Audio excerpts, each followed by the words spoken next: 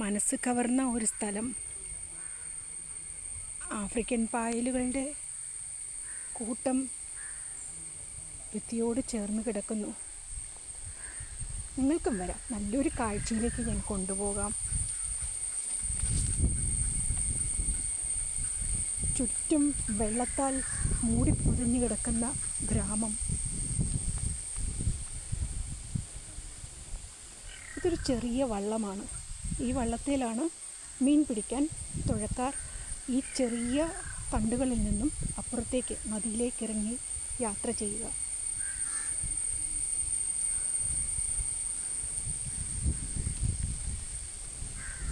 ഇവരുടെയൊക്കെ തന്നെ വരുമാനം മീൻ പിടിക്കുന്നതിലൂടെയാണ്.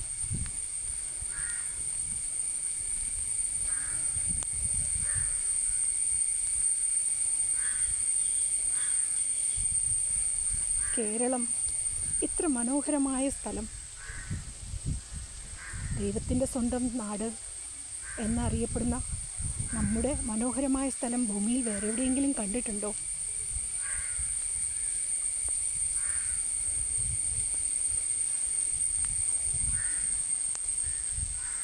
അപ്പോൾ ഞാൻ നിങ്ങൾക്ക് ഒരാളെയും കൂടി പരിചയപ്പെടുത്തി തരാം.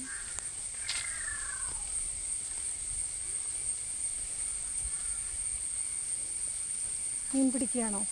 കിട്ടിയോ മീൻ വല്ലതും? ചൂണ്ടയിട്ടാൽ കിട്ടുമോ? എല്ലാ ദിവസവും വൈകുന്നേരം ഇവിടെ വന്നിരുന്ന് ചെയ്യാറുണ്ടോ?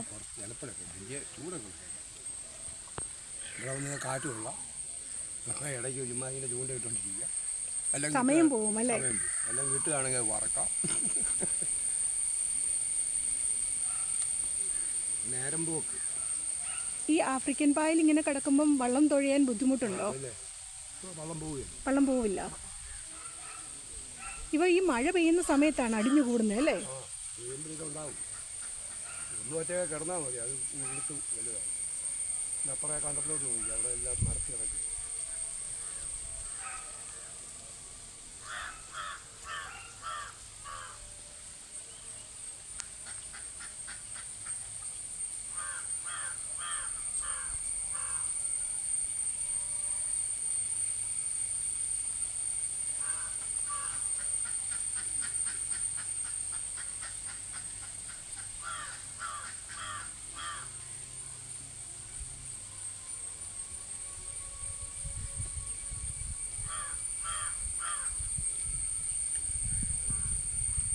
ഇതെന്ത് വടിയാ ഇത്?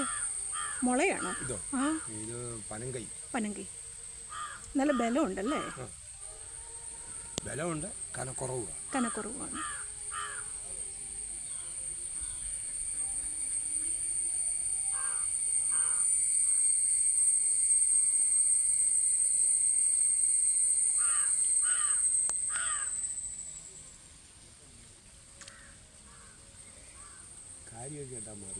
കാരിയോ?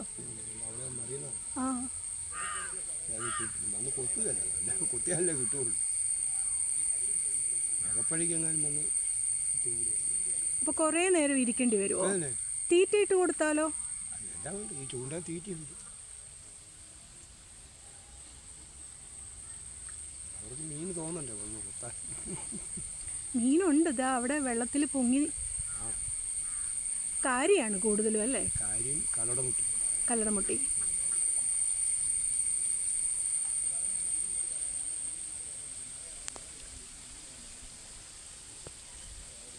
ഇതെല്ലാം ആഫ്രിക്കൻ പായലാണ്. ഈ പായലിന് വേറെ ഒരു പേരാ. ഇത് ആഫ്രിക്കൻ പായലുണ്ട്, അപ്പുറം കിടക്കും. ഓ, ഇത് ആഫ്രിക്കൻ പായലല്ല. ഇത് നിറച്ചും പൂക്കൾ നിൽക്കുന്നുണ്ട്.